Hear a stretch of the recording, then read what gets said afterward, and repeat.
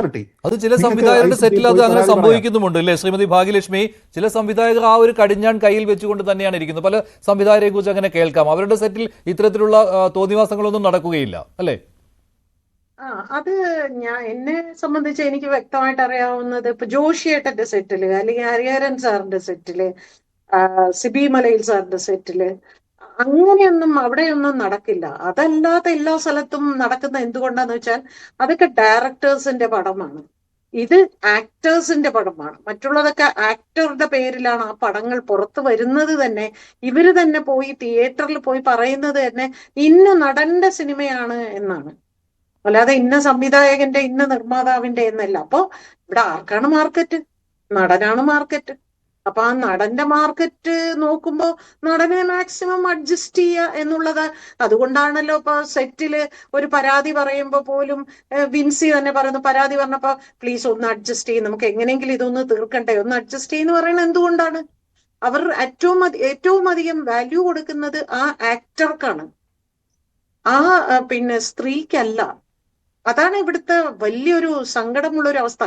ഇതിന് സൊല്യൂഷൻ ഈ പറഞ്ഞ ഇപ്പൊ പ്രൊഡ്യൂസേഴ്സിനെ സംബന്ധിച്ച് ഒരു കാര്യം ചെയ്യാം.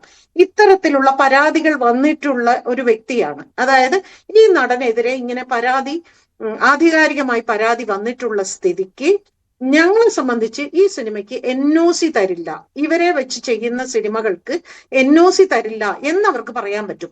അങ്ങനെ വരുമ്പോൾ ആ നടനെ ഒഴിവാക്കാൻ പറ്റും. പക്ഷേ അപ്പോൾ പോലും ശ്രീജിത്ത് പറഞ്ഞ മാതിരി ഒരു പോലീസ് കേസ് ഉണ്ടെങ്കിലേ അതിന് പോലും ഒരു വാലിഡിറ്റി ഉള്ളൂ. അല്ലെങ്കിൽ നാളെ അയാൾക്ക് കോടതിയിൽ പോകാൻ സാധിക്കും എന്നാണ് എനിക്ക് തോന്നുന്നത് കേട്ടോ. അത് ശ്രീജിത്തിന് അറിയാം എന്നേക്കാൾ കുറച്ചുകൂടെ. അയാൾക്ക് തൊഴിൽ നിഷേധിക്കുന്നു എന്ന് പറയാം ഭാഗ്യലക്ഷ്മി ചേച്ചി, എന്റെ തൊഴിൽ നിഷേധിക്കുകയാണെന്ന് പറയാം. അതെ അതെ. അപ്പൊ അതുകൊണ്ട് പറയണേ, ഇതിന് അടിസ്ഥാനമായിട്ട് നമുക്ക് ഒരു സൊല്യൂഷൻ നമ്മൾ പോലീസിലേക്ക് പോവുക എന്നുള്ളതാണ്. ഒപ്പം നമ്മളോടൊപ്പം സംഘടനകളും ഒന്നിച്ചു നിൽക്കുക. രഞ്ജിനി അതിലൊരു ഉപായം പറഞ്ഞിരുന്നു, ട്രൈബ്യൂണലിന്റെ കാര്യം. രഞ്ജിനി തുടക്കം മുതൽ അത് പറയുന്നുണ്ട്, ട്രൈബ്യൂണലിന്റെ കാര്യം. താങ്കൾ അതിനോട് യോജിക്കുന്നുണ്ടോ ഭാഗ്യലക്ഷ്മി? എനിക്ക് സത്യം പറഞ്ഞാൽ ഇപ്പോഴും ഈ ട്രൈബ്യൂണൽ എങ്ങനെയാണ് ഇത് നടപ്പിലാക്കാൻ പോകുന്നത് എനിക്കത് അറിയില്ല. അതിന്റെ എനിക്ക് അറിഞ്ഞുകൂടാത്തൊരു കാര്യത്തെ കുറിച്ച് എനിക്കത് പറയാൻ അറിയില്ല. ഇനി ട്രൈബ്യൂണൽ ഉണ്ടാക്കി എന്ന് തന്നെ ഇരിക്കട്ടെ, അപ്പോഴും ഈ പെൺകുട്ടികൾ സ്വയം വന്ന് അഡ്മിറ്റ് ചെയ്യണ്ടേ? സാർ എനിക്ക് പ്രശ്നമില്ല, നിങ്ങൾക്ക് എന്താ പ്രശ്നം? ഞാൻ ചോദിക്കട്ടെ, ഇപ്പൊ ഹേമ കമ്മിറ്റിയുടെ മുൻപിൽ ചെന്ന് 60-ലധികം സ്ത്രീകൾ പരാതി കൊടുത്തു. അതിൽ ഏകദേശം 40 എത്രയോ സ്ത്രീകളുടെ പരാതിയാണ് വളരെ ഗുരുതരമായ പരാതി എന്നാണ് ഈ SIT പറഞ്ഞത്. ഇത്രയും സ്ത്രീകളെ വിളിച്ചിട്ട് ഒരാൾ പോലും അവരുടെ മുമ്പിൽ ചെന്ന് സംസാരിക്കാൻ വില്ലിങ് ആയില്ല. എന്തായത്? ആ ഇൻവെസ്റ്റിഗേഷൻ ടീമിന് മുൻപിൽ ഒരു സ്ത്രീ പോലും പോയി സംസാരിച്ചില്ല. എങ്ങനെയാണ് ഇവിടെ എന്ത് ട്രൈബ്യൂണൽ വന്നിട്ട് എന്താണ് കാര്യം എന്ന് എനിക്ക് മനസ്സിലാവാത്തത്. രഞ്ജിനി അതിനുള്ള മറുപടി, താങ്കൾ ആ ട്രൈബ്യൂണലിൽ ഉറച്ചു നിൽക്കുകയാണല്ലോ. പക്ഷെ ട്രൈബ്യൂണലിൽ ചെന്നാലും ഈ വിക്ടിം എന്ന് പറയുന്നയാൾ അവർ തന്നെ മൊഴി കൊടുക്കണമല്ലോ. അതെ ഞാൻ പറഞ്ഞത്, ട്രൈബ്യൂണൽ എന്ത് കാരണം വെച്ചാണ് അത് ഒരു ക്ലോസ് നിറ്റ് ആയിട്ട് മീഡിയ ഇന്റർഫിയറൻസ് ഇരിക്കരുത്, പിന്നെ ഫിലിമില് അസോസിയേറ്റ് ചെയ്ത വ്യക്തികൾ ഇരിക്കരുത്. ആ പാനലിസ്റ്റ് തന്നെ എസ്റ്റീംഡ് ആണ്, ജഡ്ജസ്, സൈക്കോളജിസ്റ്റ്, ഇങ്ങനെയാണ് വേണ്ടത്. അവിടെ വെച്ചിട്ട് ആ പരാതി ഈ എക്സില് പരാതി വന്നിട്ടുണ്ട്, എക്സ് വരുത്തിട്ട് 2 പേര് വെച്ചിട്ട് അവിടെ തന്നെ തീർക്കാമല്ലോ, ആർബിട്രേഷൻ മീഡിയേഷൻ വെക്കാമല്ലോ. അത് സിമ്പിൾ ആണ്, ക്വസ്റ്റ്യൻ ആണ്. രഞ്ജിനി അവര് വില്ലിങ് ആവില്ല, ഈ സ്ത്രീകൾ ചേച്ചി വില്ലിങ് ആവും. ആരെങ്കിലും ഒരു പരാതി പോയാൽ മതി, അപ്പൊ ചീറ്റ് പോലെ പീപ്പിൾ വിൽ കം. നമുക്ക് അങ്ങനെ പറയാൻ പാടില്ല. പോവും. എന്ത് കാരണം കൊണ്ട്? നമുക്ക് അത് ട്രൈ ചെയ്ത് നോക്കിയാൽ എന്താ, എങ്ങനെ നമുക്ക് പറയാൻ പറ്റും? ഞാനത് അഗെയിൻസ്റ്റ് ആണ് ചേച്ചി. കാരണം ഇപ്പൊ തന്നെ ചേച്ചി പറഞ്ഞല്ല, ICC ഈ പരാതി ചില സെറ്റില് ICC ഉണ്ട്, പിന്നെ അവിടെ പരാതി വരുന്നുണ്ട്. എന്ത് കാരണം കൊണ്ട് ICC ഇപ്പൊ പരാതി തുടങ്ങിയിട്ടുണ്ട് പരാതി വരാൻ? കാരണം ഇത് നമുക്ക് പോയി ട്രൈ ചെയ്യാം, അത് കാരണം കൊണ്ടാണ് അവിടെ പരാതികൾ പോകുന്നുണ്ട്. അതേപോലെ ട്രൈബ്യൂണൽ ഉണ്ടെങ്കിൽ 1-2 കേസ് വന്നാക്ക സ്ഥിരമായിട്ട് ആൾക്കാർ അവിടെ വരും, നമുക്ക് പറയാൻ പറ്റില്ല. രഞ്ജിനി എപ്പോഴെങ്കിലും സംഘടനയുടെ ഭാഗത്തിരുന്ന് സ്ത്രീകൾ പരാതിയുമായി വരുന്നത് കണ്ടിട്ടുണ്ടോ? അവര് വന്ന് പറയുന്ന എന്താണെന്നറിയോ? എനിക്ക് പരാതി ഇല്ല, എനിക്ക് കോമ്പൻസേഷൻ മതി. എനിക്ക് പരാതിപ്പെടാൻ ആയിക്കോട്ടെ. താല്പര്യമില്ല. എനിക്ക് അല്ല, അവര് എന്ത് കാരണം കൊണ്ട് അങ്ങനെ വരുന്നത്? അവർക്ക് പേടി. ബിക്കോസ് അസോസിയേഷനിൽ വന്ന് പരാതി Exactly. പറഞ്ഞാലേ no, no, no. Yes. അവിടെ ഒരു ഡിഫറൻസ് ഉണ്ട് ചേച്ചി. അവിടെ ഒരു ഡിഫറൻസ് ഉണ്ട്. അസോസിയേഷന് വന്ന് പരാതി പറഞ്ഞാൽ നമ്മളോട് അസോസിയേഷൻ എല്ലാവരും ക്ലോസ് നീറ്റാണ്, എല്ലാവരെയും അറിയാം. അപ്പൊ അവർക്ക് അതാണ് പേടി. അവിടെ വന്നിട്ട് കറക്റ്റ് ആയിട്ട് പരാതി പറയുമ്പോ എന്റെ പേര് ഇവർ തന്നെ പുറത്ത്. ഇപ്പോ ഈ എന്താ പറയാ, ഈ വിൻസിയുടെ കേസിലെ ലീക്ക് ആയത് എങ്ങനെയാണ്?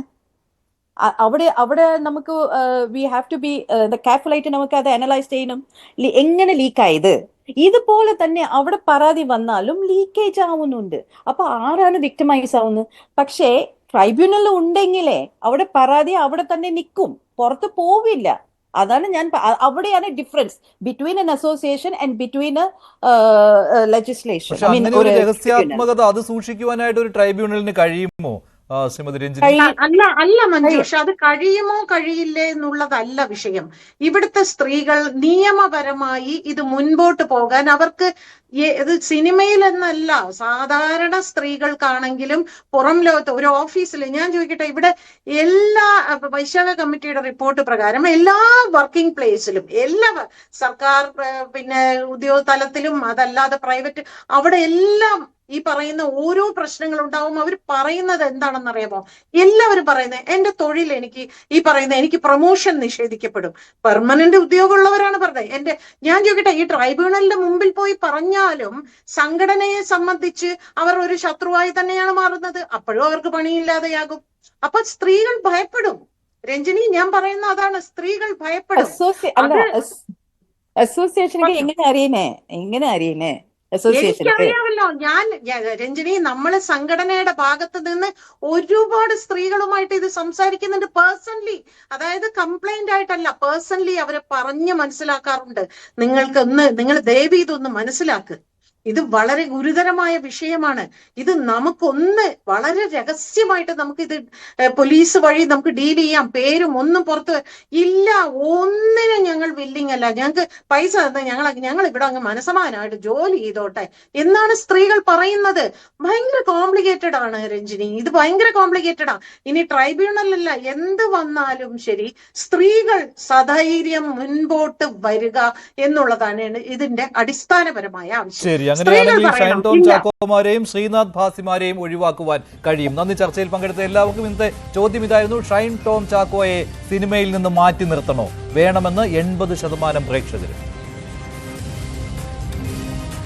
വേണ്ടി അവസാനിക്കുന്നു. നന്ദി, നമസ്കാരം.